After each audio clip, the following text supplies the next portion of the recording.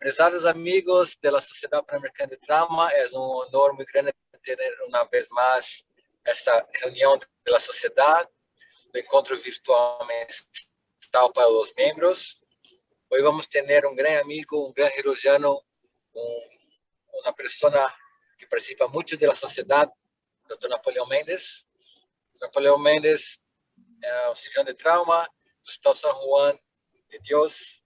Também é professor assistente de cirurgia da Universidade San Carlos, na Guatemala. E vamos ter um caso muito grande, muito importante, muito interessante, do Dr. Napoleão Méndez, seguido ao final da entrevista do ex-presidente da sociedade, Dr. Gustavo Fraga, que vai falar um pouquinho pela sua história da sociedade. Welcome everybody to another Parametric Society monthly meeting.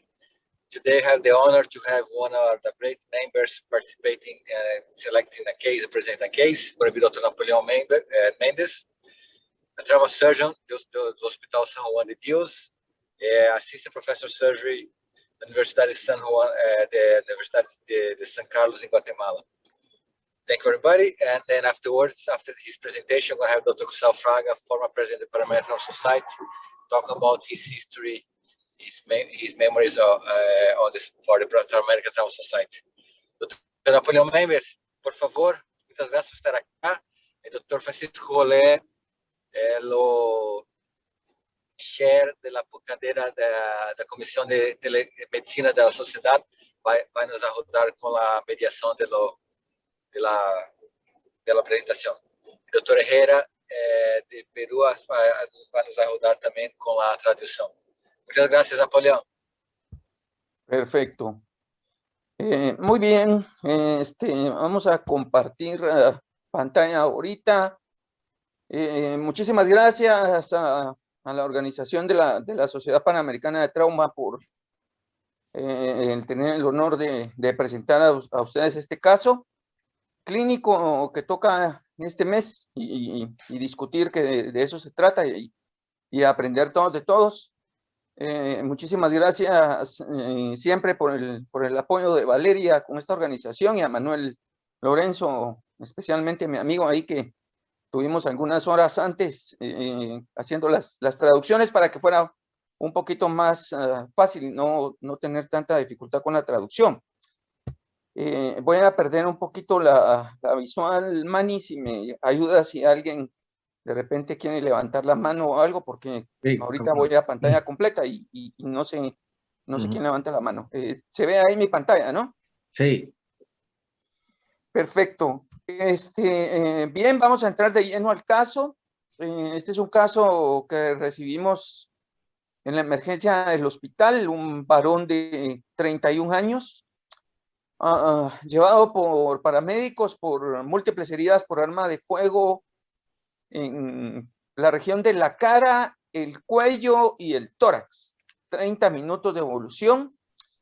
El paciente iba con alteración del estado de la conciencia, por lo que no fue posible conocer datos. Simplemente conocemos que los paramédicos lo recogen por ser víctima de esas lesiones. Lo relevante y lo positivo al examen físico, lo importante, pues recibimos un paciente con una presión arterial de 130/70, con una frecuencia en 68, 12 respiraciones por minuto y una saturación de oxígeno 93%. Los pulsos periféricos son palpables y fuertes en ese momento. Y repito, el paciente estaba inconsciente, no respondía al interrogarlo, solo localizaba el dolor y se le hizo un cálculo en la escala de coma de Glasgow de 7 puntos. Según lo que refieren al examen físico, el paciente iba con pupilas mióticas y con poca respuesta. Vamos a ver el esquema, el diagrama más adelantito, pero describiendo herida por arma de fuego con orificio de entrada en la rama mandibular derecha y con salida del otro lado, o sea, atraviesa de mandíbula a mandíbula. Y otra herida con aparente trayecto, con entrada en la región supraclavicular izquierda, conocido como la zona 1, con salida en la región escapular derecha. Vale decir que no hay sangrado activo por las heridas, ni en la cavidad bucal, en el cuello no hay hematomas aparentes, el equipo no auscultó soplos, no hay enfisema, ni salida de material por las heridas. En el examen físico del tórax, a la auscultación hay disminución considerable de la entrada de aire en el campo pulmonar derecho. Sin embargo, los ruidos cardíacos son audibles y fuertes, y el abdomen y las extremidades no hay evidencia alguna de que tuviese ninguna otra lesión.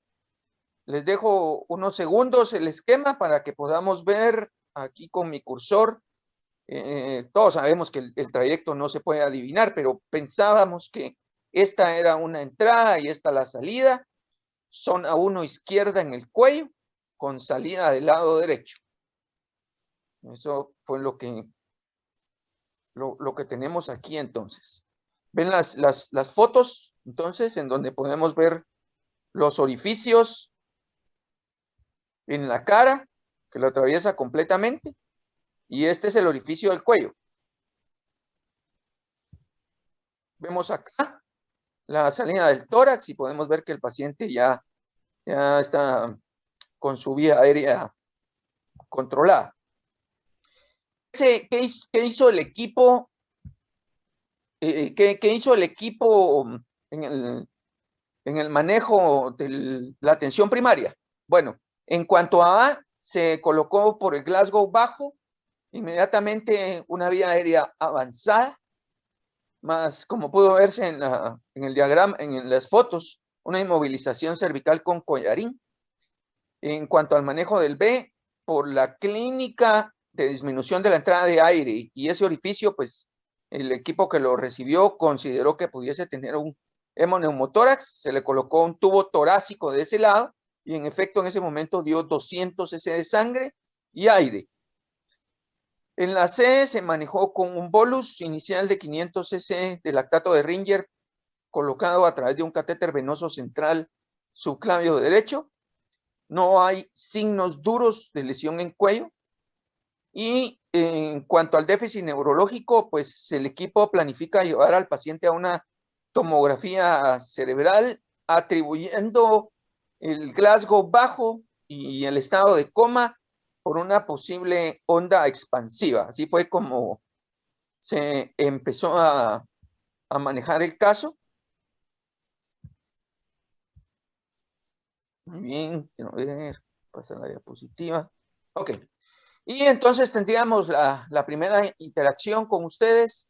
Tenemos una pregunta con esos datos. ¿Qué harían ustedes en su centro? Esas son las opciones. O si tienen alguna otra opción, llevar inmediatamente a sala de operaciones para la exploración cervical de cuello, una cervicotomía. Manejo conservador, es decir, no operatorio en el cuello, llevar a estudios, angiotomografía, o manejo conservador y llevar a tomografía cerebral, macizo facial y estudio arteriográfico tradicional de los 4 vasos del cuello y endoscopía o alguna otra opción.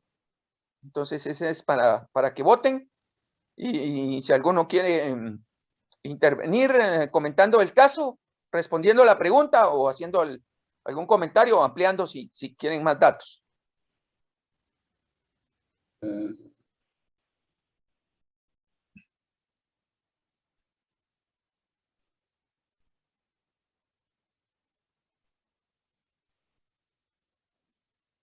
¿Qué dice la doctora Pacheco? ¿Qué te parece el caso, Ana María? ¿Qué te gustaría hacer con esta clínica, con ese Glasgow bajo y con esas lesiones? ¿Qué se te ocurre? Mira, en realidad creo yo de que si lo vamos a llevar a escáner al paciente, incluiría el tórax de todas maneras. ¿Por qué lo están dejando fuera? Si sabemos que había un hemoneumo, entonces me gustaría saber qué está pasando allí también, para aprovechar. Evidentemente que la opción más correcta sería hacer el escáner angiotac, ¿no es cierto?, del macizo facial, del cuello, de tórax. Endoscopía, no sé todavía, me gustaría ver qué más tenemos en el escáner primero. Lo que te quería comentar es que me llamó la atención que tenían las heridas de balas suturadas, eso lo hacen de rutina, resecan la zona y la sutura, ¿no? ¿Qué? Porque verlo como en primera instancia en la foto me llamó la atención. Sí, tiene razón. Cuando son en cuello y en cara, sí se suturan. Cuando son en otros sitios o son muy grandes y tienen mucha quemadura, pues sí, decidimos dejarlas abiertas, pero en el cuello y en cara sí, por cuestión estética. Doctor Méndez, una sí, pregunta de Manny. chat o un comentario. Están comentando que la colocación de una vena central subclavia en un área donde posiblemente pueda haber trauma por la trayectoria de la bala, pues No es muy recomendable. sí, hubiera sido en otra posición, ¿no? En otro, hasta femoral, ¿no? Correcto. Sí, válido comentario. No sé si alguien más ¿tiene algún otro comentario o alguien hubiese operado a este paciente? Veo conectado por ahí a Luis Richard. Luis, ¿qué te parece? ¿Qué te hubiera gustado hacer con el caso? Nada, pues yo te preguntaría un poco más con respecto, no sé, a examen físico, entendiendo que, bueno, tiene una limitación importante que es el estado de conciencia. A ver, en un paciente con trauma cervical craneal, ahí están en los dos límites. Yo pensaría un poco, sé que es difícil evaluar el trauma neurológico, ¿sí? No sé, algo como que no me cuadra con el respecto al estado neurológico de este paciente. Pienso yo mal, como siempre, que pudiera estar algún tipo de lesión medular. Difícil de evaluar en este paciente porque obviamente tiene 7 puntos de Glasgow, ya lo intubaste, pero a ver, yo pienso en eso, pienso que no deberíamos pasarlo por alto, descartarlo. De acuerdo. ¿Cuál es tu opción? ¿Es siempre tomografía? Tu micrófono. Aquí estoy, ajá, aquí estoy. Sí, bueno, obviamente, pues como el balazo es muy alto, hacer una tomografía a este paciente para evaluar los vasos es imperativo, pero quizás en la laringoscopia hubiera sido interesante saber algún detalle, ¿verdad? Que el anestesiólogo nos dice, yo sé que lo dijiste que no había sangrado bucal, pero siempre el anestesiólogo puede decir en la laringoscopia, mira, veo sangre en la vía aérea, y uno piensa, porque por el balazo es muy alto, pienso en una lesión alta, de lesión de vía aerodigestiva, hipofaringe, qué sé yo. Me parece que es un área también que debería ser evaluada, sobre todo que el paciente está estable y permite pues cualquier tipo de evaluación. Professor Napoleão Francisco Collet, Sí. eu gostaria de fazer, I wanted to send some comments and ask some people to answer too. But first, you have two probably trajectories. One is cervical, transfixes cervical region, and the other transfixes the thorax. So it's very difficult to know what's happened in these situations if you don't know. If the patient is stable, you can make an angio-CT of the whole body to try to find the trajectory of the bullets, because sometimes the bullets may be transfixed the mediastinal and may be problem in the great vessels, and other phase may be tamponate during this initial evaluation. Sometimes injuries may become tamponate during the initial evaluation, and during the resuscitation time, they start to blending, or maybe start to seeing what's happened. Other problem, you have a injury that transfixes the neck. I don't believe the movement of the bullet from the maybe prior injury. Sometimes have, but sometimes you have injuries of the carotid artery, but do the trajectory of the vessels, and maybe thrombosis of the artery, and maybe ischemic injuries of the brain. So before of you think about what to do in this patient, you have to see if there is injuries, sometimes ischemic injuries on the brain, or thrombosis of the carotid, and to see what's happened in this patient. Sometimes you have only the trajectory and the bullet. I don't know the terms in English, but you can maybe problem with this, and maybe this disencadie start thrombosis of the carotid and have problem. If you don't have time if you think to reconstruction the carotid, you have to know the time the patients have brine injuries, because if you have very long time, you can have problem when you have a reconstruction of these injuries in the brine. So I think it's very important these injuries, because you have to know what to do. So I believe you need, at the moment, you have to go to angio CT, if the patient permits, the patient is stable, go to angio CT of the neck, chest, and brine to see what's happened and to check the trajectory of the bullet. I want to ask Dr. Aurelio Rodrigues what they think about this, and Dr. Hawa Vaturi too, what think about this situation.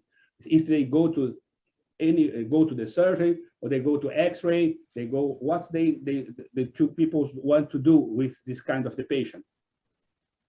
Thank you. I don't think there is a role for taking this patient to the OR. This patient is hemodynamically, quote unquote, stable. I know he has a problem with the Glasgow Coma Scale, but there's no reason. He's not exsanguinated for a hole in the neck. He has an airway, so there's no reason to rush to the OR.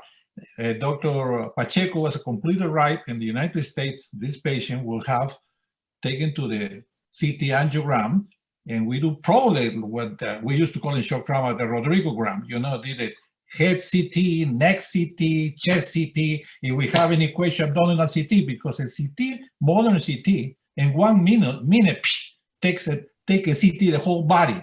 So in 2 minutes, you have an answer. Where's the problem? And then you can decide, oh, now do the other studies, the endoscopy and everything else. This can be secondary. Actually, in the CT probably can be an indication, you know, that there is some deformity around the esophagus or something like that. Could help to decide if we're going to do an endoscopy or bronchoscopy or anything like that. I have a question. I understand correctly, this was a bullet in the neck, on one side of the neck and ended in the other side of the chest, like a transmediastinal wound. Is that correct? Perdón, estoy hablando en inglés. Dios mío, perdonen. Yo estaba pensando, discúlpeme, esto pienso como la doctora Pacheco. Esto en Estados Unidos se haría una CT de todo, de arriba para abajo, ¿no? Es 1 minuto, toma el nuevo CT, te saca, te dice qué cosa es lo que tienes. Porque a cirugía no hay lugar, no hay hemorragia, no hay vía extra puesta, no hay razón para correr a la sala de operación. Esto se hace rápidamente CT y tomas una decisión. La pregunta es, ¿la bala entró por un lado de la clavícula y salió por el otro lado del tórax? O sea, ¿es transmediastínica, si entiendo correcto? Sí, es correcto. Sí, lo atraviesa. Más razón para hacer el CT entra izquierdo, maestro. Sí, entra izquierdo en el cuello y sale del lado derecho. Sí, en las épocas antiguas, cuando no había CT tan bueno como ahora, se hacía transmediastínica, ¿se acuerdan? Había que hacer angiograma, o sea, había que hacer, ¿cómo se llama? Ventana pericárdica, había que hacer todas esas cosas, ¿no? Broncoscopía y todas esas cosas, endoscopía para descartar las lesiones transmediastínicas. Pero hoy en día, con los buenos CTs, se pueden indicar todo, obviar todas esas cosas. De acuerdo. Bien, entonces podemos ver la votación, que la mayor parte lleva estudio tomográfico, coinciden casi todos en eso, y un 5%, según la votación, lo llevan inmediatamente a exploración cervical. Muy bien. Napo, el doctor Ibaturi no hizo su... El doctor Ibaturi. No dejamos hablar. Oh, thank you. What will you do? I think very, very good comments from everybody. I agree with everybody that has been said. But I would like to point out a couple of things that I think are important. Number one, you should have a mini neurological examination in patients like this. Mini neurological examination is, can the patient localize pain?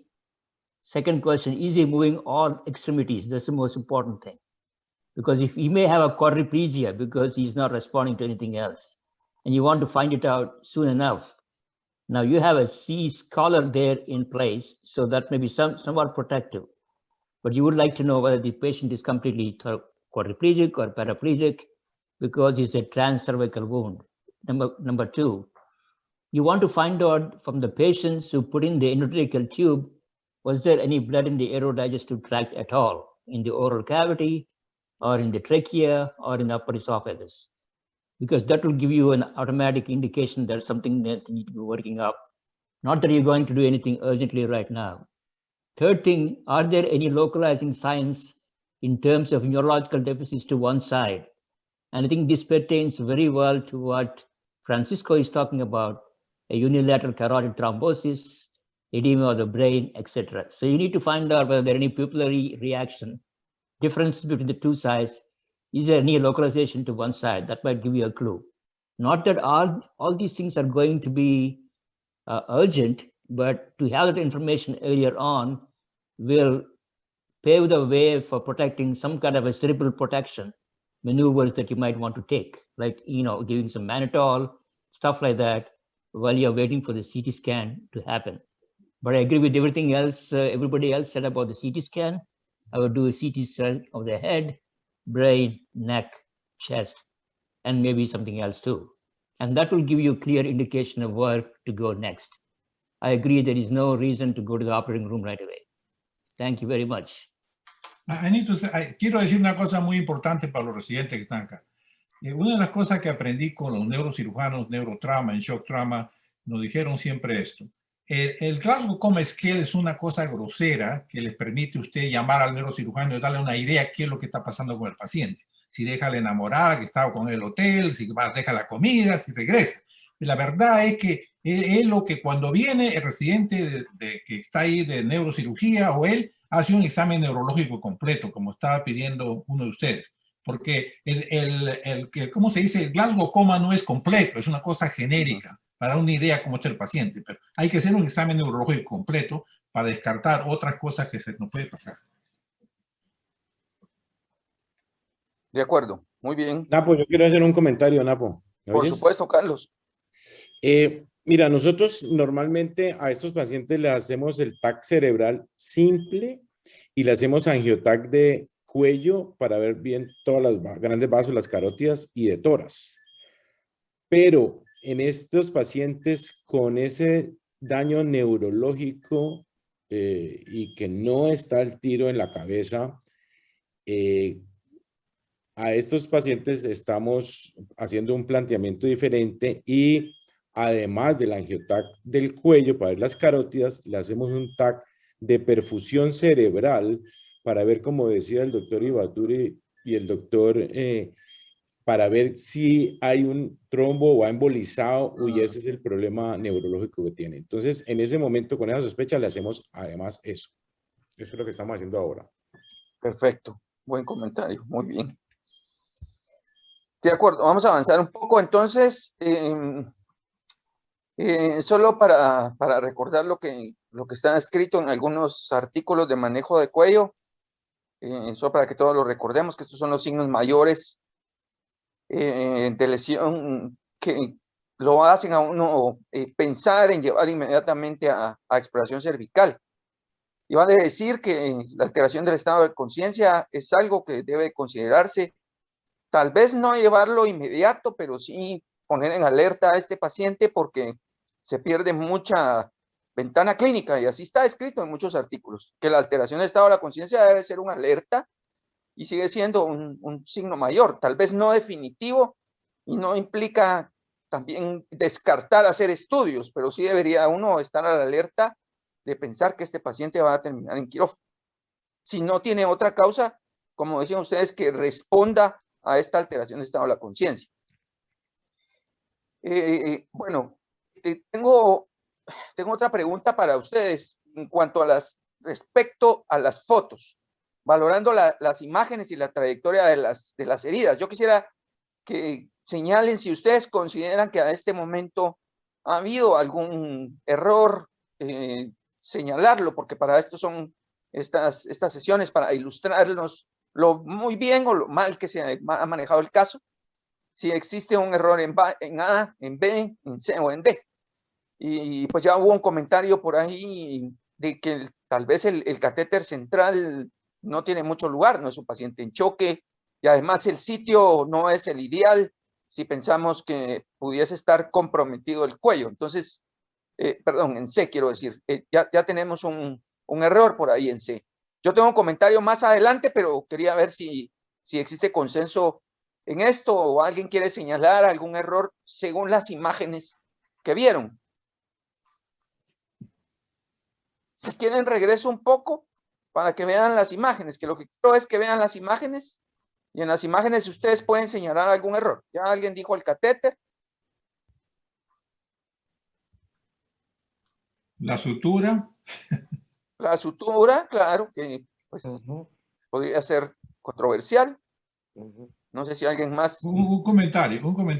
Sí, maestro. Uno de los patólogos forenses los mejores de Estados Unidos, en Baltimore, daba una conferencia especial para los fellows cada año. Y lo que nunca me voy a olvidar que dijo esto: las balas no siguen trayectorias. Lo que nos enseñaron que había que poner una monedita aquí y un clip aquí, y que la bala iba de aquí para aquí, eso no existe. Las balas no siguen trayectorias, pueden chocar en el hueso, hacer ricochet, irse para arriba, para abajo, y estás equivocado. O sea que hay que pensar más o menos que posiblemente esa es la trayectoria, pero tener, como dicen, en the back of the head, tener la idea de que puede no ser cierto, porque la bala, recuérdense esos residentes, no siguen trayectorias. Quizás el cuchillo sí, pero la bala no sigue trayectorias. De acuerdo, maestro. Muy importante comentario. Luis Richard, adelante. Bueno, nada, pues siendo acucioso, no sé si puedes echar un poquito para atrás una de las fotos donde están volteando al paciente. Ahí, de repente ahí. En la movilización del paciente, siendo algo muy básico, teniendo en cuenta que tiene trauma cervical y puede ser que tenga trauma medular, pues no se sabe. Yo creo que asegurar el control de la columna cervical con un miembro que sostenga la columna dentro de las maniobras de manejo primario sería interesante. Igual creo que el collarín, como te digo, siendo muy acucioso, podría estar mejor colocado y que tenga una verdadera restricción de la columna cervical. Es lo que yo veo. Lo que me gustaría decir a mí es que si nosotros nos ponemos bien estrictos, este paciente debió haber tenido un tacto rectal, porque de esa manera nosotros podríamos haber sospechado si tenía daño medular o no. Creo que eso faltó en el manejo primario.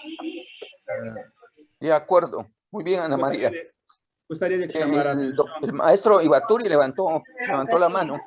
Si alguien me ayuda a traducir cuando él termine. Maestro Ibaturi. Yeah, I think the one simple point is that when you have all these upper body gunshot wounds, why is there a resuscitation line only in the upper half of the body? You must always have something in the lower half of the body also. I think that's an important point because a lot of the blood you may be transfusing may be going to the chest. So as a general rule, if you have upper body gunshot wounds, penetrating wounds, and you want to resuscitate the patient, you must have a resuscitation line in the lower half of the body too. Thank you. Doctor Méndez, sí, el doctor Rao menciona lo que ya mencionamos de que con lesiones en la parte superior del cuerpo, el acceso venoso es mejor colocarlo en un área donde no haya problemas por el trauma, ¿no? O las posibles lesiones. De acuerdo. Muy bien. Un comentario acerca de lo que dijo la doctora Pacheco, que le doy toda la razón. En la época de los viejitos, no ella, nos enseñaban que a todo paciente de trauma, parte del examen era ponerme el dedo en el recto, lo que le llamábamos de trauma shake hands. O sea, todo el mundo que entraba le damos la mano, le poníamos el recto, porque teníamos que descartar neurológico y también si había una lesión de rectal o del colon, ¿no? Pero en fin, eso era. Ahora no sé si ATLS se ha cambiado, ahora es psicodélico, no sé, pero nosotros a todo era rutina. ¿Le hacen ustedes, pregunta a ustedes, la gente joven, ¿le hacen rutinamente un examen rectal a la gente o no? Sí, claro. Professor Colette. Sim, eu gostaria de fazer comentário que para mim é muito importante. I want to make a comment because it's very important. You have 4 gunshot wounds or 2 gunshot wounds. You have 4 orifices, and the orifices are shuttered or tired. So I don't know if it's entrancing or is it, or all of them is entrance wound. How many bullets in the body or transfix the body? So I think in this patient, you have neurologic sometimes one neck injuries may go to the brain. So I think it's very important to make some exams to show the trajectory of the bullet, because I know that Dr. Aurelio Rodriguez says that there is no trajectories, but you have 4 wounds. You have 4 wounds. You are a discussion that the wounds are transfixed wound, but entrance and exit wound. But all the wounds may be entrance wound. You have bullets in the body of the patient. You don't know where is the bullet. So you have to check before you go to any procedures. I think it's very, very important. Sometimes it's very difficult in the emergency room to know if entrance or exit wound when you see the patient. ¿Qué dice Manny? ¿Me ayudas? Perdona. No, que él menciona que es bien importante no asumir que, que fueron 2 balas solamente, que fueron a través, una fue a través de las mandíbulas y la otra a través del cuello y la escápula, sino que hay que pensar que podrían ser 4 balazos en lugar de 2. Sí, sí, totalmente.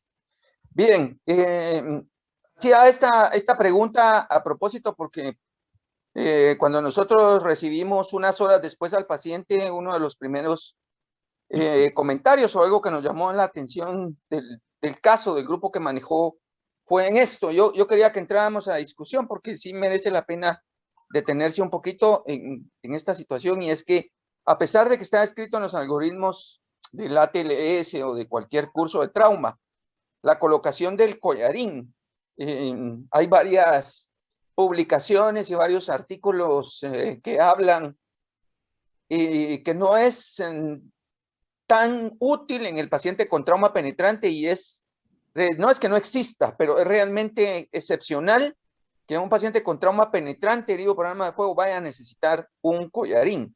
Y el problema es que existe por el otro lado que estamos escondiendo el examen físico. No podemos ver el hematoma, no podemos ver cambios, salivación, y se pierde un poquito esa ventana clínica. Entonces, he visto algunos artículos que hablan de lo controversial que es el uso del collarín en trauma, específicamente el grupo de trauma penetrante por arma de fuego en cuello. Pero no sé qué hacen ustedes en sus centros, pero yo traía eso a discusión.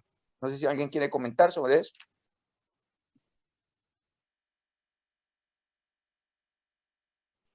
Bueno, yo creo que el collarín es, a pesar que sabemos que el collarín no es muy efectivo, realmente tiene muchas cosas que no es lo que la gente piensa, que tener un collarín ya es suficiente para estabilizar la columna. Pero en caso de trauma penetrante, el collarín de ahí no quiere decir que no lo puede sacar. Si el paciente está inconsciente, puede sacar, examinar al paciente y volvérselo a poner. Porque en ese momento, si no tiene el cuello, puede tener una herida, como dice, de la médula espinal. No sabemos, se cayó y se torció el cuello, no lo sabes, porque está inconsciente. O sea que yo le dejaría el collarín, le examino al paciente y lo vuelvo a poner, ¿no? Eso toma un minuto hacer eso. Yeah. Ahora, si es un paciente que se está moviendo para un lado y para otro, menos. Y tercero, que siempre hay abogados. Nosotros siempre pensamos en los abogados, en los lawyers en Estados Unidos, ¿no? Que está mirándote ahí, tú no tienes collarín, el paciente queda paralizado y te dice la famosa palabra en inglés. It is fair to say, doctor Rodríguez, es justo decir que usted la fregó aquí. Entonces, ese es el problema. Que nosotros sacamos, no lo sacamos, lo abrimos, examinamos y lo volvemos a poner, si no hay, ese es el problema. De acuerdo. Luis Richard. Sí, nada, pues con respecto a eso y lo de la controversia, claro, es interesante, porque evolucionó un poco, de hecho, hasta el término, porque antes éramos muy apegados al término del control de la columna cervical, a ver, quizás más en el escenario prehospitalario, donde era, pero parte de la formación de un paramédico, colocarle un collarín a un paciente prácticamente casi siempre. Ahora hablamos un poco de otro término, que es la restricción del movimiento espinal. Y es cuando nacen estos protocolos, como tú dices, primero el protocolo Nexus y luego ese protocolo que hicieron los canadienses, donde hacen un manejo selectivo de la columna cervical. De colocarle un collarín a bueno, pues fíjate, yo sí se lo colocaría. ¿Por qué? Porque no es evaluable la columna cervical desde ningún punto de vista en los protocolos. Necesitas conciencia para evaluar la columna cervical. Necesitas que no haya dolor distractor. Y esto es un paciente que el Glasgow no permite ningún tipo de evaluación. Entonces, tomando la salvedad, que me parece algo fabuloso, entendiendo que el collarín, pues, tapa las heridas que estamos viendo que pueden cambiar. No tenía hematoma y puede tornarse un hematoma. No tenía enfisema y puede tener enfisema. Tomando esa salvedad, yo le dejara el collarín, porque pues, simplemente no hace daño y te protege a un paciente que no sabes a ciencia cierta si tiene o no una lesión medular. De acuerdo, Luis. Maestro Ibaturi. Yeah, I just want to make sure that we got to be careful, because in the Bronx, we used to have some gang-style executions where the patients are not only shot in the chest and abdomen, but people came from behind and actually broke the neck physically. So they had a combination of penetrating trauma as well as a blunt cervical fractures. And in a couple of these patients, actually, most of the damage was done by the quadriplegia secondary to the C-spine injury.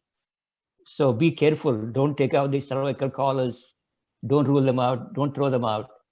But what is more important is, as both Luis and Aurelio said, you got to do a careful examination, taking out the cervical collar, make a good examination, and then put it back on till you have a definitive evaluation by CT or chest or X-rays.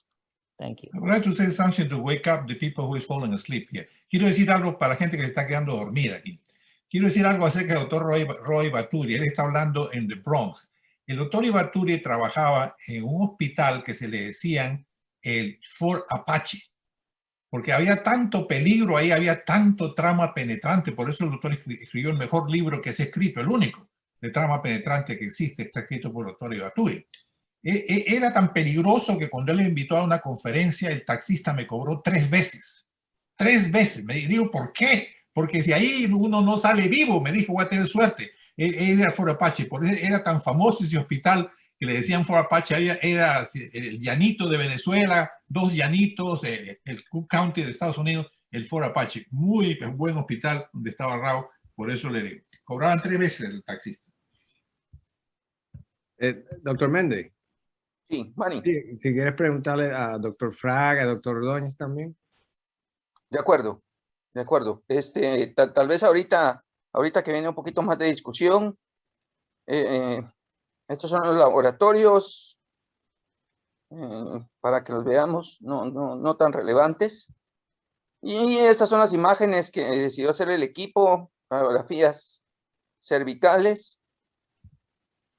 radiografía de tórax, ya con el tubo colocado.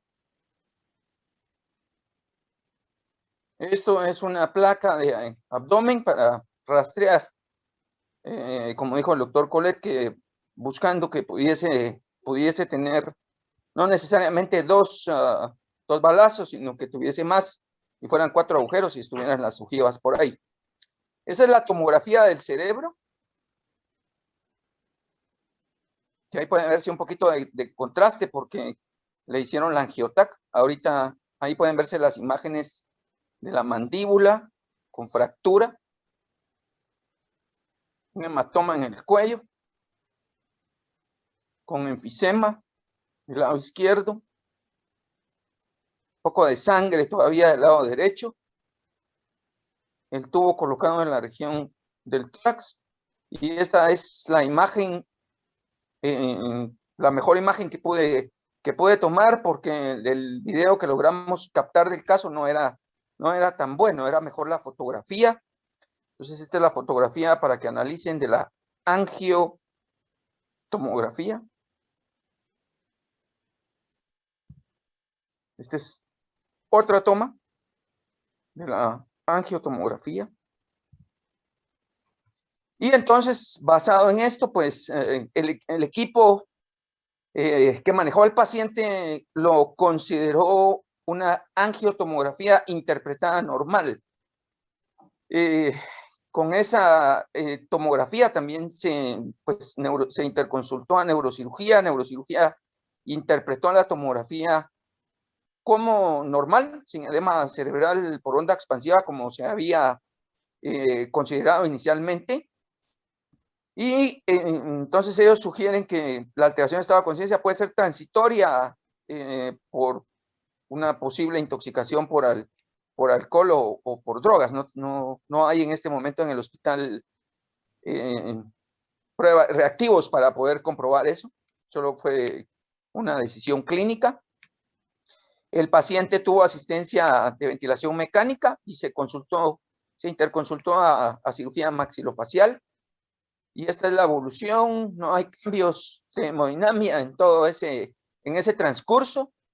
Entonces, por la sugerencia de neurocirugía, que consideran que no hay edema cerebral y no hay peligro, A las 6 horas de ventilación, el equipo decide intentar hacer el destete de ventilación mecánica y le quitan la asistencia ventilatoria, el paciente tiene respiraciones espontáneas y deciden hacer la extubación. Sin embargo, el paciente durante esas horas después de la extubación no recupera el Glasgow y se torna con patrón respiratorio dificultoso y con un estado de coma de Glasgow que no había mejorado para nada. Entonces, el equipo vuelve otra vez a meterlo a la ventilación mecánica con la intubación.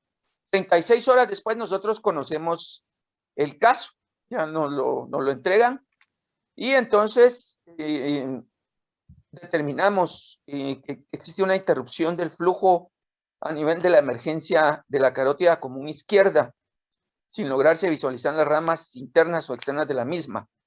Neurocirugía vuelve a retomar, vuelve a valorar el caso y bueno, nos indican que nos sugieren una tomografía de control y después de la tomografía que ustedes van a ver ahorita, deciden llevarlo a sala de operaciones para una craniectomía descompresiva por el tremendo edema cerebral que el paciente tiene. Esa es la tomografía 36 horas después del caso. Entonces, Gustavo, no sé qué piensas de Gustavo Fraga, de las opciones acá. ¿Llevarías a este paciente para todos, para que votemos, ¿verdad? Pero para que empiecen a comentar las opciones de llevar a sala de operaciones al paciente para exploración cervical y reparar la carótida, hacer seguimiento de la carótida con dúplex sin operarlo, o realizar un seguimiento angiotomográfico, o realizar cirugía endovascular, o embolización endovascular, o cervicotomía para ligadura de la carótida común. Voy a mostrarles otra vez la fotografía de la angiotomografía, porque para ser honestos, a nosotros nos costó ver un poquito la lesión, tal vez por la calidad de imagen, no sé, pero se las vuelvo a poner. Y entonces podemos, no sé si se ve mi cursor, Manny, se ve mi cursor, ¿verdad? Sí se ve mi cursor, ¿verdad? La subclavia.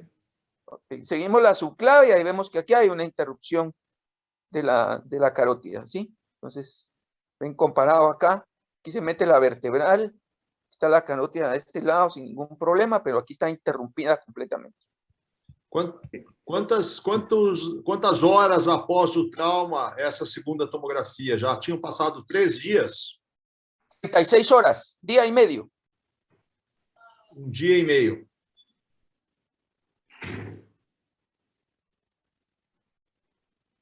O paciente não tem hemorragia, mas ele está com uma isquemia cerebral, né? Vai ser difícil você reverter essa isquemia que ele já teve, né? Ele já teve um período longo aí de isquemia cerebral.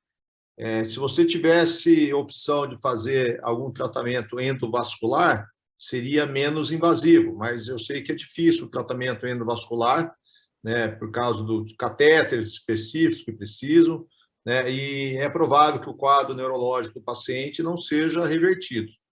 Caso não tenha, aí pode pensar num tratamento cirúrgico que vai acabar em ligadura da carótida, mas o dano neurológico provavelmente já foi feito já. Gustavo, cuando te refieres al tratamiento endovascular, ¿es para revascularización o para embolización?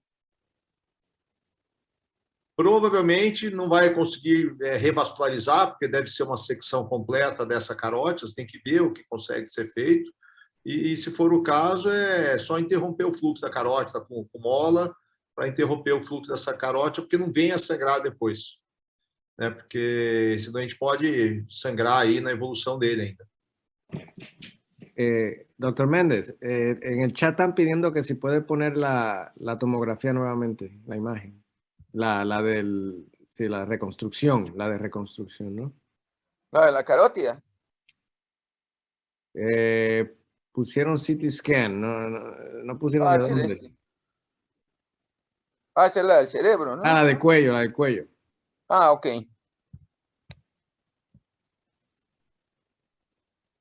Esa es una toma. en donde se ve interrumpido acá. Y tú dices que el radiólogo dijo que esto estaba normal. El radiólogo dijo que era normal, ¿verdad? Sí, Y dijo que era normal. voy a comentarle. El radiólogo durante el fin de semana no ve las tomografías en nuestro centro. Esas las interpreta el grupo quirúrgico, no la ve el radiólogo. No tenemos radiólogo que interprete esto porque es un servicio privado dentro del hospital y las tiene que interpretar el cirujano. Entonces el grupo quirúrgico fue el que se encargó. Ya nosotros sí ya tuvimos acceso al radiólogo.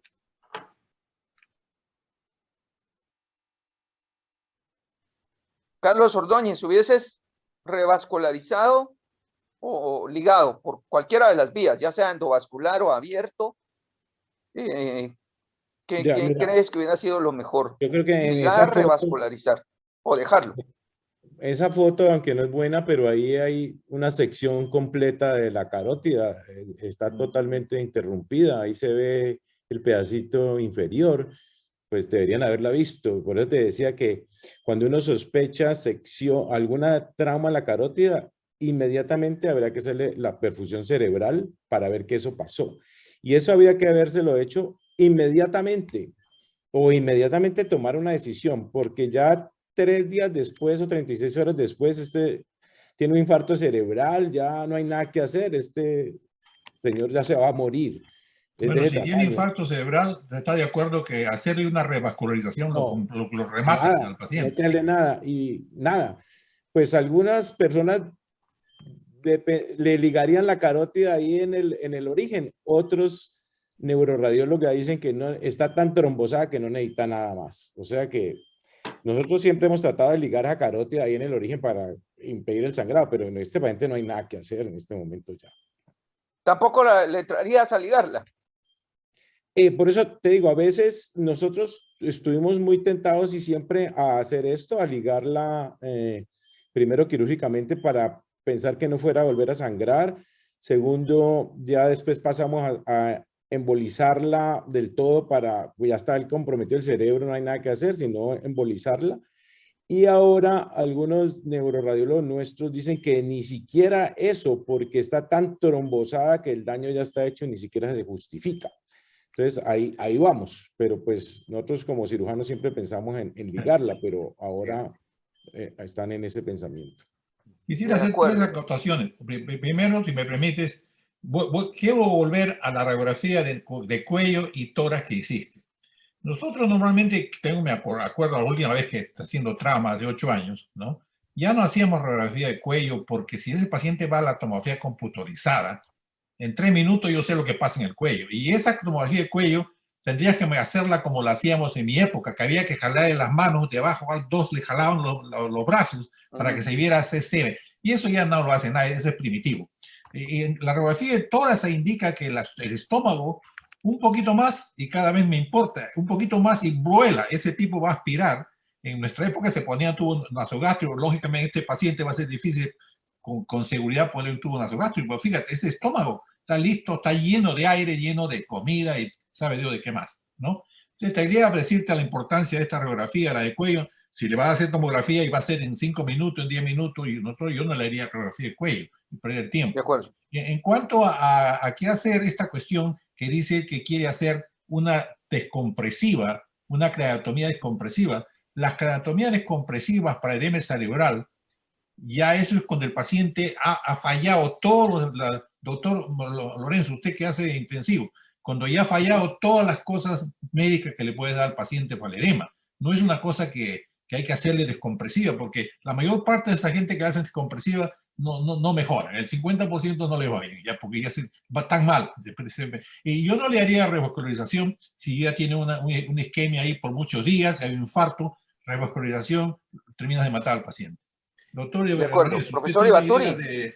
Lo que estoy diciendo de la cuestión de... Yeah, I think I agree with Dr. Aurelio Rodriguez. You know, about 20 years ago, there have been some series which tried to revascularize these thrombosed intercarotid arteries, especially after 48 to 72 hours. What you're basically doing is to converting a ischemic infarct into a hyperemic infarct, which is not at all good for the patient, or the brain. So best thing is to leave it alone. I don't think you even need to embolize that artery because there is no chance of a bleeding. It is completely thrombosed. So you could watch the patient, make sure he's not bleeding. If he bleeds, you can do angiographically place an embolus, fake thrombus or a plug at the original carotid artery where it is bleeding. Otherwise, just leave him alone and follow his neurological examination. Give him conservative treatment for the brain edema as best as you can. Doctor Yo digo, Méndez, maestro Aurelio, nos puede ayudar a traducir al doctor Bueno, Iván. él ha dicho lo que hemos dicho nosotros, que Ya. él piensa que revascularizar a un paciente que tiene, obviamente, coagulado, eso ahí no hay necesidad de, Ya. como dijo también Ordóñez, no hay necesidad de revascularizarlo, está coagulado. ¿Qué le va a hacer? ¿Qué va a embolizar? Y eso lo De mejor acuerdo. es dejarlo, porque convertir un infarto isquémico, lo vas a hiperémico, como te digo, lo matas al paciente. Esa es Seguro. la misma cosa que estamos diciendo todos. Seguro. Interesantemente, como pueden ver la votación, tenemos la un mayoría 38% de gente que sí lo quiere revascularizar. Entonces, es lo interesante de la plática. Ana María, ¿querías opinar? Sí, Napoleón, quería opinar, pero de otra cosa, en realidad es un tema más general. Encuentro bastante peligroso hacerle un escáner tan sofisticado como un angiotac de cuello a un paciente y no ser capaz de interpretarlo, porque la verdad que eso sí es motivo de demanda. Se le hizo el examen, se detectó que tenía eso, el problema es que no se detectó, pero estaba. Acá en Chile recuerdo en algún momento que dijeron de que la única demanda que había perdido la Fundación Legal del Colegio Médico había sido por un cirujano que pidió un escáner que lo interpretó como normal y el paciente tenía una lesión y con eso sonó legalmente. Actualmente acá lo que se hace es un sistema mixto en el cual los cirujanos tratan de interpretar el escáner, pero se envía a telemedicina, porque lamentablemente la mayoría de los centros no cuentan con radiólogo in situ. Es un sistema tal vez un poco mejor, pero tampoco es excelente, porque si el radiólogo está en su casa a las 4 de la mañana, le suena un timbre que le llega un escáner, no conoce el paciente, no conoce los antecedentes, también puede cometer errores. Entonces, si bien los escáneres son una muy buena ayuda, creo que es peligroso no tener la persona idónea para interpretarlo cuando se hace. Yo quisiera comentar una cosa de lo que está diciendo, que es importantísimo. Acabo de tener una cosa personal. Mi hermano tuvo un problema de vesícula, qué sé yo. Lo llevan a un centro de salud del gobierno, en mi pueblo. Acaban de comprarle un CT de primera, el mejor que existe, todo el sistema tiene en Perú. Se están peleando, lo quieren matar a ese hospital. ¿Por qué se lo dieron a ese pueblo? Chincha, se lo dieron a un CT. Le hacen el CT, yo estoy en Estados Unidos, ¿no? Y no me podían mandar el CT. Le hacen el CT y le digo, ¿y qué salió? Me dice, no sabemos. Y el radiólogo me dice, no, viene una vez a la semana. O sea que esa es la historia a veces de nuestro pueblo. Tienen el aparato, dicen de alta generación, pero no hay nadie quien lea. Y eso sucede en Lima también. Una resonancia magnética que no hay nadie quien la lea hasta el día siguiente. ¿Para qué así hace si no hay nadie que la lea? Y eso es el problema también que existe, que dijiste, en Estados Unidos los residentes de que están en primer año les exigen que aprendan a leer tomografías computarizadas. O sea, cuando llegan al cuarto año, saben leer mejor que yo me acostumbré a tener un radiólogo de planta en shock trauma que leía a cualquier hora de la mañana, de la noche, de la mañana. Por eso es importante que el estudiante residente de cirugía aprenda a leer, no tan efectivo como el radiólogo, pero que él sepa demostrar que esto es patológico y esto es normal. De acuerdo. Vale decir que el equipo que lo manejó, el jefe de cirujanos que lo vio es una persona con, tal vez no con amplísima experiencia, pero ya tiene fácilmente 8 años de ser jefe de servicio y de estar viendo tomografías y de estar acostumbrado a ver pacientes con lesión de cuello. No era completamente desconocido. Nosotros decidimos llevarlo a sala de operaciones para una exploración cervical, para evitar precisamente si el paciente vivía, porque su pronóstico no era muy bueno, el que fuese a hacer un pseudoneurisma. No se lo hubiéramos pensado 2 veces si no iba a quirófano, pero es que de todas maneras neurocirugía lo iba a llevar para la craneectomía descompresiva. Entonces dijimos, bueno, si de todas maneras va a quirófano, entonces exploremos nosotros la arteria y la ligamos. no sabemos qué va a pasar con el paciente, no, tiene muy mal pronóstico, pero también si hace un pseudoaneurisma, seguramente, aunque lo que dice Ordóñez también tiene razón con ese gran trombo, no sé, pero es una arteria de alto flujo. Esta arteria tiene necesariamente, si el paciente vive, en 7 días usted tiene un problema enfrente y un gran pseudoaneurisma. Vean el agujero de más del 50% de la circunferencia de la carótida. Entonces, esa fue la argumentación Pero no estaba que sangrando, nos no llevó. estaba sangrando, ¿verdad? No, el gran trombo, no fue por sangrado, fue para que no fuera a ser por el alto flujo, más adelante un pseudoaneurisma. Que eso lo vemos nosotros en cualquier lesión y lo vemos con cierta frecuencia en los pacientes renales que les ponen catéter femoral. Hoy recién operamos uno y son agujeros más pequeños. No quiero pensar que le hubiera pasado a esta carótida si este paciente hubiera vivido más tiempo, pero ahora les cuento qué pasó. Lo ligamos y fue llevado entonces por indicación de neurocirugía a la craneectomía descompresiva por el edema cerebral. A pesar de eso, el paciente manifestaba, tenía signos de edema cerebral. No tenemos en este momento cómo hacer presión intracraniana, así que el paciente se manejó sin conocer la PIC, pero se le administró terapia antiedema. A pesar de eso, pues no hay respuesta neurológica. El paciente deteriora signos vitales y fallece a las 48 horas, atribuido pues obviamente al edema cerebral. Miren, traemos este caso, tal vez no es un caso tan complejo, pero se volvió complejo.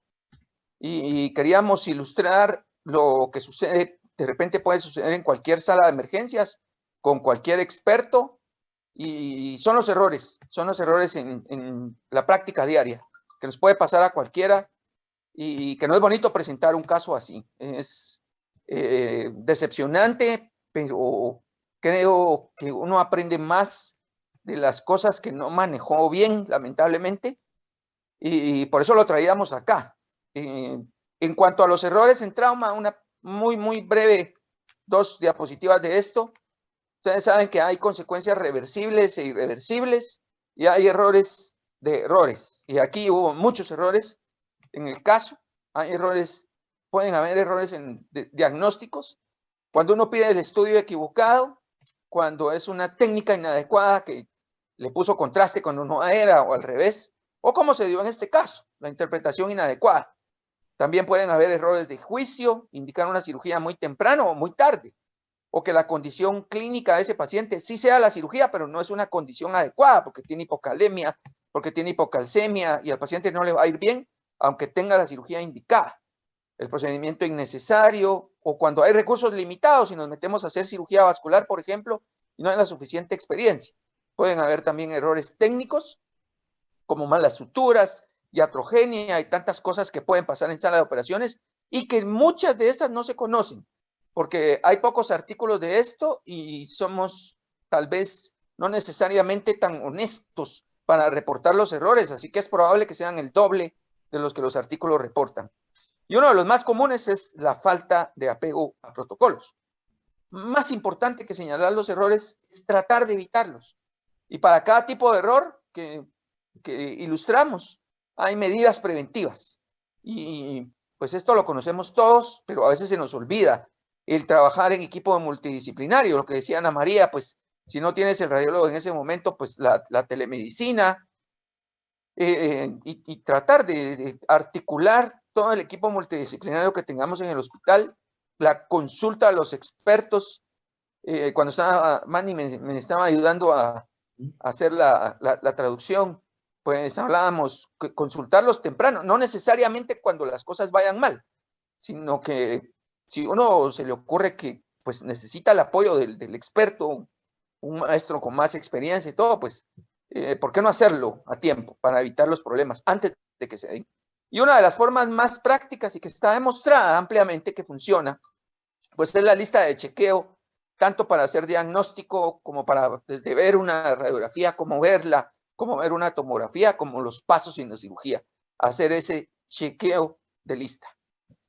Y por último, pues todos queremos esto, todos queremos el buen resultado, que nos salga bien, no por orgullo, sino que es un ser humano que confió en nosotros, tal vez no nos eligió, pero nosotros estamos ahí en el hospital y tenemos el compromiso de hacer bien por la humanidad.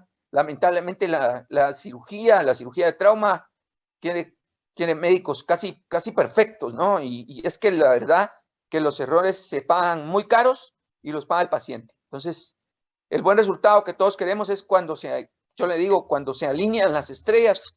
Y hoy tarde precisamente hablábamos con el maestro Aurelio, que yo creo que es un filósofo del trauma y va a estar de acuerdo con estos preceptos, porque hoy lo platicamos, que el paciente le va a ir bien cuando es la cirugía indicada que le estamos haciendo, en el momento indicado, en el paciente indicado y con los cirujanos. Y en el sitio indicado. En el sitio. Y el sitio indicado.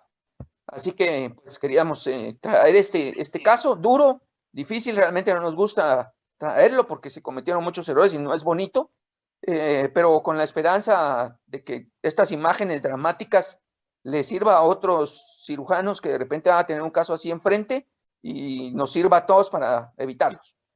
Muchas gracias. Tengo una pregunta muy rápida, muy rápida. Ustedes hacen, como se acostumbra en Estados Unidos, conferencia semanal de mortalidad y morbilidad en la que se discuten los pacientes. Se hace rutinariamente y se tiene que demostrar que se ha corregido eso, porque si no, los citan al médico, al cirujano. ¿Se hace? Correcto. Sí. ¿Se Usted ha estado invitado con nosotros en algunas de estas y, por cierto, esta discusión pasó primero por una sesión de morbi y mortalidad por el equipo, pues para ver cómo podemos mejorar, si es infraestructura, si es revisión de los equipos o si es técnica quirúrgica. Sí la hacemos con frecuencia. Oye, Napo, hay una pregunta del chat del doctor Varillaro, nuestro amigo en Argentina. En el caso de que encuentres los mismos hallazgos en el CT scan, pero el paciente tenga un Glasgow Coma Scale normal y no presente isquemia, ¿qué conducta preferirían? ¿Qué harían? Pregunta difícil, ¿no? A mí me gustaría que el maestro Ibaturi nos ilustre qué piensa, doctor Ibaturi, este caso, pero sin edema cerebral, sin consecuencias neurológicas, pero con una lesión tardía de carótida. ¿Qué piensa? That patient should go to the operating room with the vascular surgeons, neurosurgeons, and get a reconstruction done, a carotid endarterectomy or a carotid bypass. So you should not ignore that lesion, because subsequently that patient may actually go on to have a bad result. Also, make it a practice to always look at the four vessels, not only the carotids. How the vertebral system, how is the carotid system, is there a communication between the both sides? All these come into consideration. And of course, you have to take into account what other injuries the patient has. So obviously, if he has other exsanguinating injuries to the chest and abdomen, they take priority before you revascularize the brain, or you could do a two-team effort. But so those are become very difficult considerations. But I think immediate carotid reconstruction is what is important. Thank you. Eu gostaria de invitar o Dr. Manny Lorenzo para hacer o resumo do caso, das lições aprendidas, os pontos importantes para ressaltar para todos a conferência. Manny, por favor, can you summarize the case and discuss the lessons learned and the important points on this case for the audience, please? Thank you, Napo. Thank you. Great case. Como mencionó el doctor Méndez al final, lo más importante es hacer la evaluación correcta, el diagnóstico correcto lo más temprano posible, porque una cosa que siempre sucede es que si el error se comete temprano en la evaluación, eso crea una bola de nieve que crece pero bien rápidamente. Y entonces los algoritmos pues ya cambian y no, el manejo se cambia por completo y usualmente pues no se hace lo correcto.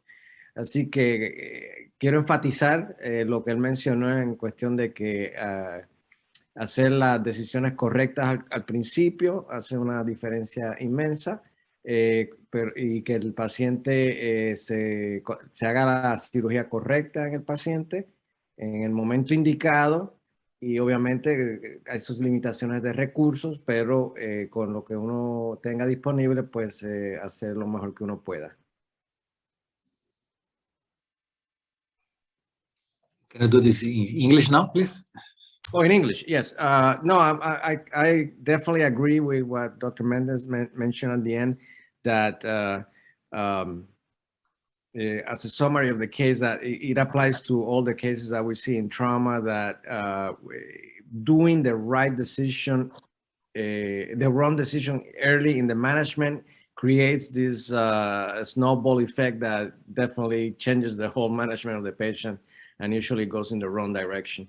I think the key here is to do the right diagnosis in the beginning, the right decision in the management, in the right patient, like the last slide that he mentioned. I like that slide very much. At the right moment and with the resources that you have available in your institution, and do the best you can with what you have in the institution. But the key to teach, and one thing I tell the residents is, like, when you make decisions in the management of patients, you have to think also of the consequences of your decisions in the future, in the long term of that patient care. And sometimes they don't do that.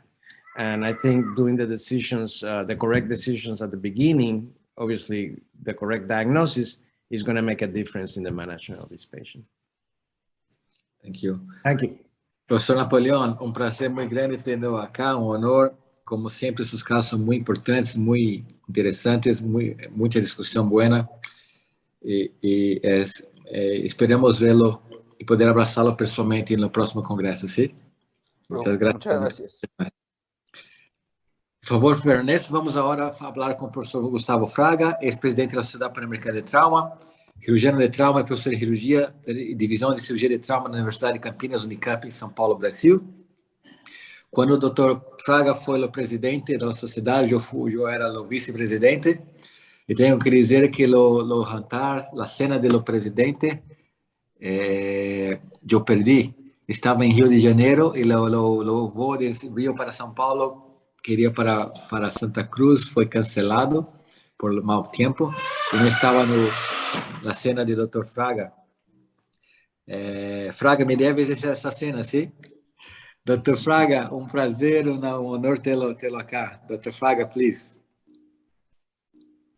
Gracias, Antonio. Well, I try to speak in English because I think it's easier for the former presidents who has more experience than me to understand. And I think there is a simultaneous translation. So I try to speak in English. Sorry from the people from Latin America and from Brazil. I was invited to talk about my experience with the Pan American Trauma Society. And this experience started when I was a medical student at the University of Campinas, and I joined the Congress in São Paulo. It was 1990. So some years ago was my first contact with the Pan American Trauma Society. Congratulations to Dr. Napoleão Mendes, this excellent case he presented. And with this case, you can learn the importance of having a trauma society and have teams dedicated to trauma care. It's very, very important. And I think this is the mission of this society. I will share my presentation. And it's an honor for me to present this lecture with Dr. Aurelio Rodrigues. You understand why he's very important in this society. Professor Raul Vaturi and other former presidents of the Pan American Trauma Society. I think you have 10 past presidents here. So let's go. I'll talk a little bit about the past. About today, Dr. Mendes just presented excellent case. And the future, I think everyone in this room is very afraid with the future of our words because of the conflict you have nowadays. Here in Spanish, I think it's possible to read in Spanish. 1984, there was a meeting in Mexico City with doctors Armando Baquero, Alejandro Griff from Mexico, and Dr. Aurelio Rodriguez. He's from Peru, but he lived in Baltimore, United States. And they started to talk about the idea to have a society dedicated to trauma care.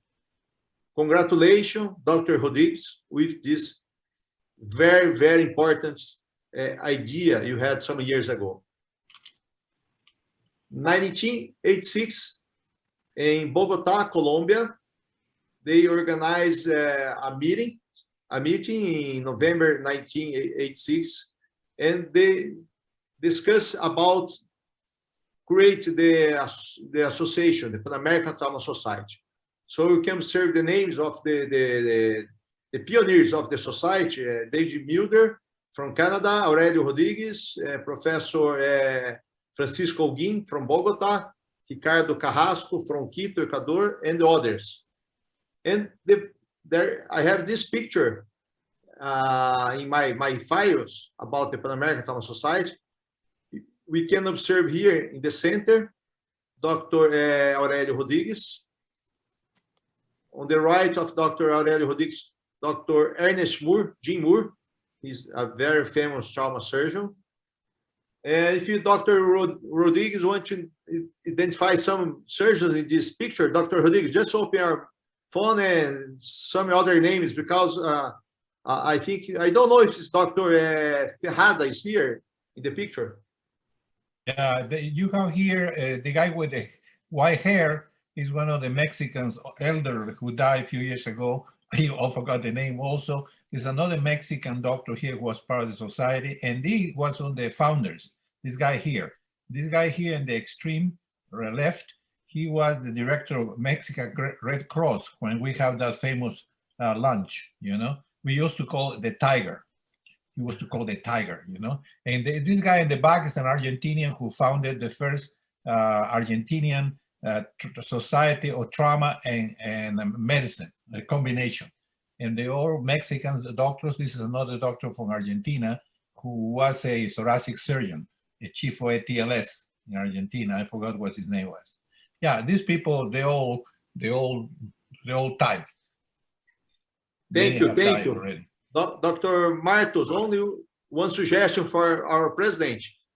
Put this photo in the website of the Pan American Trauma Society and identify each surgeon in this picture, in this photo. I think it's very important because of the future. To have a good future, we need to understand our past.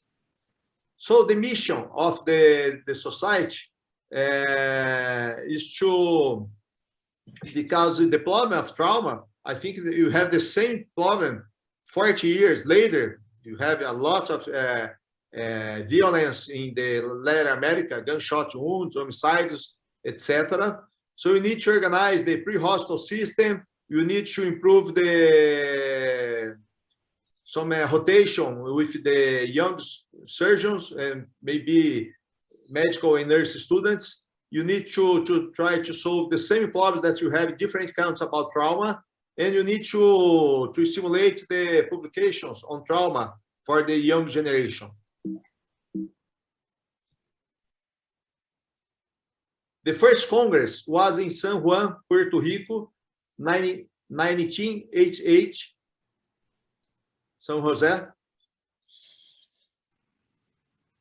And the second one, 1989, was supposed to be organized in San Juan again, but it was the Hugo hurricane, so they canceled the Congress. But Dr. Birolini, on the right, in this picture, he was there to organize the meeting, and he has good pictures about this Congress that was never held the Congress, this second one. And nowadays, 2 years ago, you have a big problem with the COVID-19 pandemic, but nowadays you have good solutions, like you are using here, the Zoom, the platforms, the telemedicine. It's very important to put everyone together. 1990 was the third Congress in Brazil, in the city of São Paulo, and I was there with a medical student. I was in the 4th year at medical school at University of Campinas, and I attended this meeting as a student. After São Paulo, here I have the list with the Congress organized in different countries in Latin America. Dr. Rodrigues told about the Congress in Miami, was 1997, was a Congress with few people, maybe 300 people attended the meeting. Probably was the smallest meeting in number of the attendees. But the Pan American Trauma Society traveled around different countries in Latin America. When there is this green star, are the Congress that I attended. The beginning as students, after as residents, and the last years as a speaker and try to join the board of the directors of the Pan American Trauma Society. And in red, we have the Congress that were organized in Brazil. 2008 was in Campinas. This flag is from the Congress in Campinas. And 2016 was the last one, Brazil, in the city of Maceió at northeast of Brazil. And unfortunately, the last two Congress, 2020, was supposed to be in Mexico City, but was a virtual meeting. And last year was a symposium, a virtual symposium, and a lot of people attended the meeting, but it's totally different when you can go together and share our experience, discuss case, and stimulate the young generation to join the Pan American Trauma Society. So I show some pictures from the past. So like Dr. Aurelio Rodrigues, I think he's in most of the pictures, Ana Maria Pacheco, and others, Manny Lorenzo, Antonio Martos, in different countries, this Congress. We have a classic photo after at the end of the board meeting. So I have a lot of photos from the board meetings with the people who to participate. Paraguay, Colombia, Chile, Panama, with Marta, she organized this Congress. So it was a very, very wonderful experience when we are together discussing about trauma. And this was in Santa Cruz de la Serra, Bolivia. Professor Vaturi and Mike Aboltanos, during the board of the society. A lot of board members here on the left. And after you have a dinner at Dr. Foianini house, good singers during the dinner, Dr. Ricardo Ferrada and Dr. Aurelio Rodrigues, who is an excellent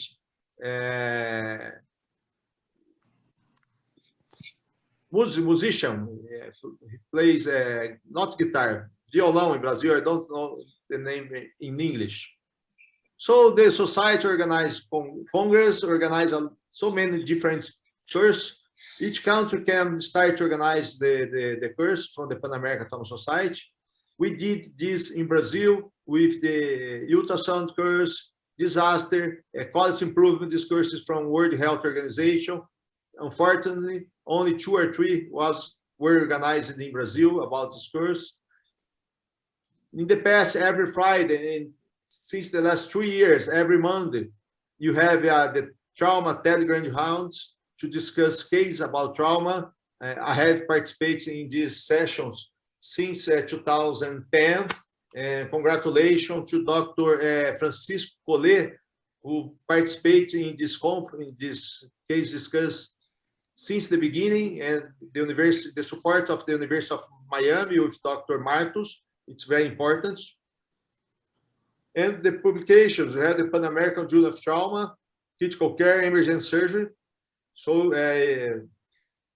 each member can submit papers to our journal.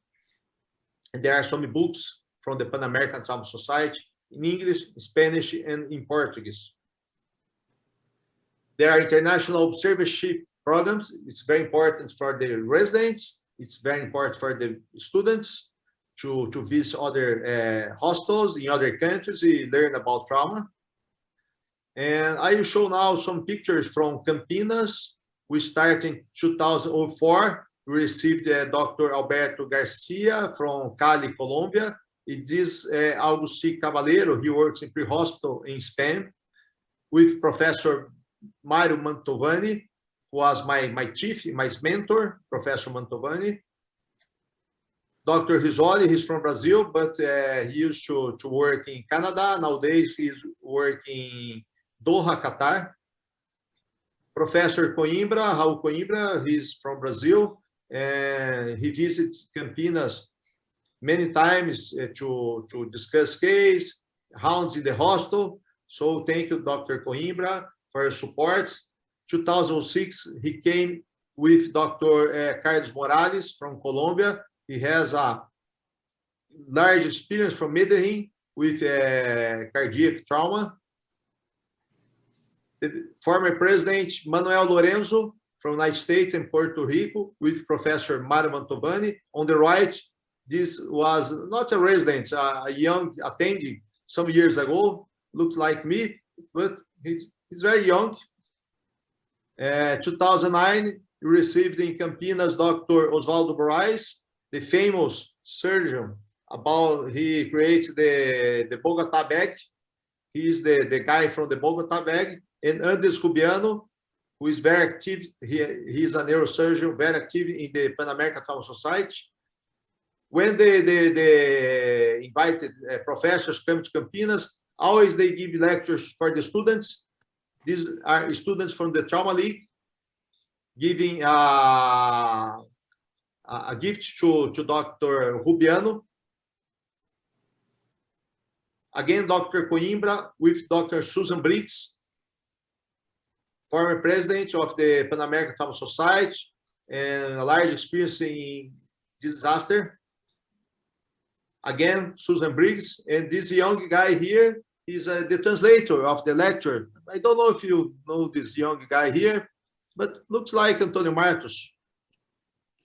Dr. Risoli, and this was a very important month in the University of Campinas when Dr. Raul Vaturi visited us during 1 month in 2014. Thank you, Raul, for your visit to our university in Campinas. Dr. Risoli again. Dr. Juan Carlos Puyana visited us. He spent 15 days at the University of Campinas. Usually when you have people important like these professors, we organize some meetings. So there was a meeting in the Intergasto Trauma, is a meeting you organize every 2 years in Campinas. So Dr. Puyana comes some days before. And here I present about the course in Brazil until 2015. Maybe there are some in the last 5-6 years, but a lot of usage course, ultrasound, 23 courses about disaster, and only 2 about quality improvement. We organized in 2012 the World Trauma Congress with the support of the Pan American Trauma Society, and was created the World Trauma Coalition that the Pan American Trauma Society is a society member. In the last years, we have established some collaboration with our friends from Europe, like Dr. Sugrui from Ireland. And in this picture, surgeons and anesthesiologists from Portugal, Professor Tilsit from UK, and Professor Piotr Koleda from Poland.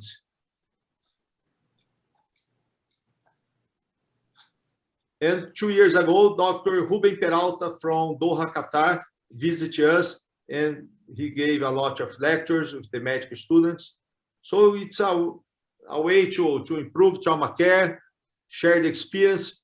Here you have the Pan American Trauma Society course. There's only one course that in 2010, the Brazilian Trauma Society decided to have the surgical skills course with the IATSE, International Association for Trauma Surgery and Intensive Care. I know some directors from Pan American Trauma Society, they don't like the idea that Brazil is working with another society, but the option to the STC with our friends from Europe was because they have a more structured course with books, with practical skills, very well organized, movies, films to present during the course. And this experience is very nice because you usually have about 4 or 5 courses, the STC course in Brazil. In the last 2 years, we started to organize with the anesthesiologists together with surgeons, the same course. So in conclusion, I think trauma is not fiction, it's a real social problem.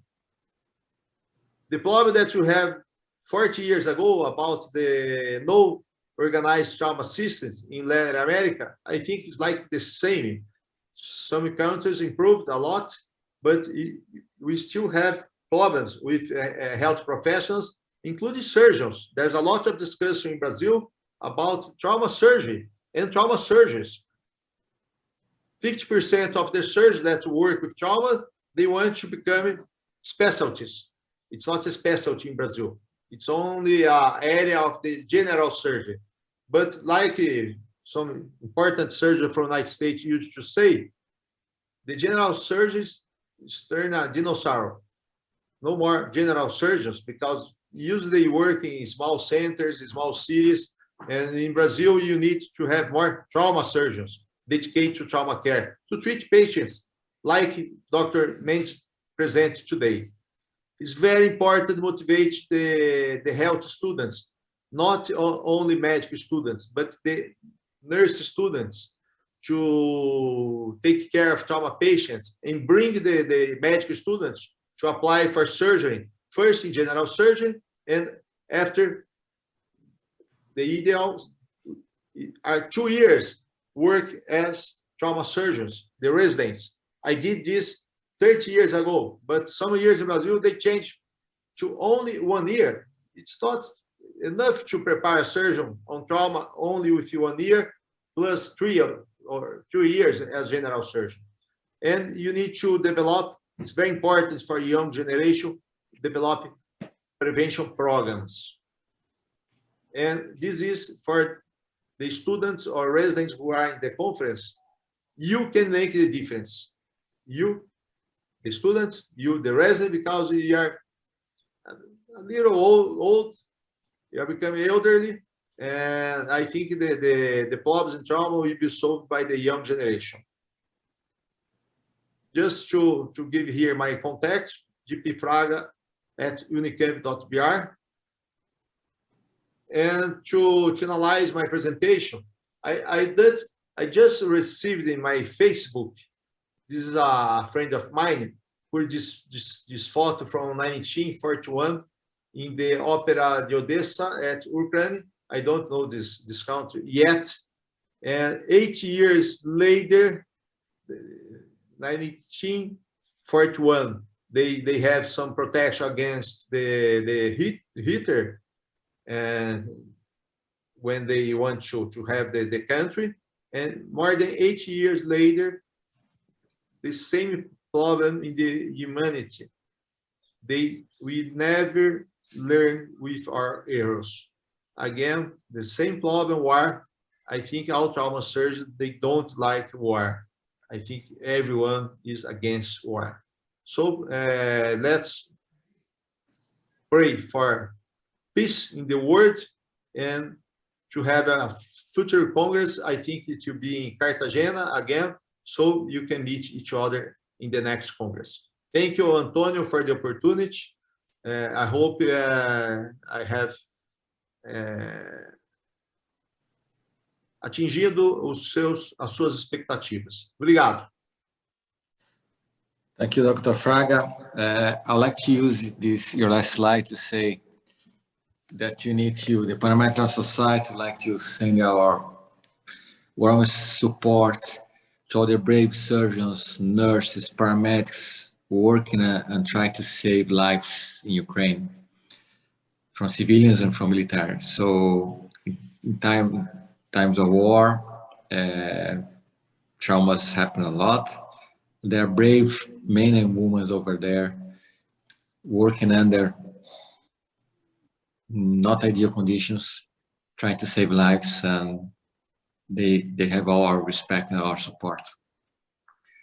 I'd like to say that, like Dr. Fraga mentioned, our last Congress was in Cartagena, 2018. 2019, it canceled the Congress in Chile due to some civil arrests. Then due to COVID, we need to cancel my last two Congress. But I'm very happy to announce that the next Congress for the Pan-American Society is going to happen this year in Cartagena, Colombia, from November 1st to 4th. So we're going to be a Congress in person. I'd like to say thank you very much for the Colombian Surgical Society, especially Dr. William Sanchez that has been working very hard to make this happen. And to Dr. Carlos Ordonez has been helping this to happen.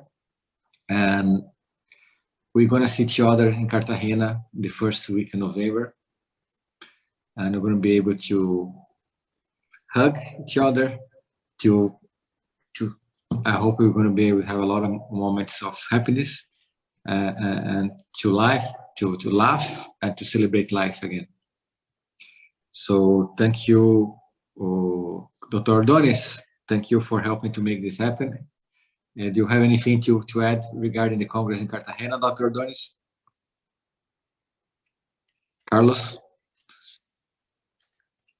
Primero, agradecerle mucho a Gustavo por todo lo que ha trabajado por la sociedad durante tantos años, con tanto compromiso. Y ustedes lo vieron y nosotros todos estamos muy agradecidos con él. Y segundo, sí queremos darle la buena noticia. Hemos venido trabajando durante un tiempo con Antonio y con toda la Asociación Colombiana de Cirugía y ya podemos decir que el 1, 2, 3 y 4 de noviembre de este año vamos a hacer el congreso en conjunto en Cartagena, la Sociedad Panamericana de Trauma, la Asociación Colombiana de Cirugía. Los esperamos a todos. Estamos tratando de hacer el mejor programa, recibirlos a todos lo mejor posible, que nos volvamos a encontrar, así como lo hicimos hace 4 años, y ese es nuestro compromiso y la idea, en conjunto con toda la junta directiva y comandados todos por Antonio, vamos a salir adelante. Muchas gracias. Todos quedan invitados. Muchas gracias a todos. ¿Algún otro comentario, alguna otra pregunta para el Dr. Fraga? Ok. Entonces, gostaria de terminar esta sessão da Sociedade Pan-Americana de Trauma.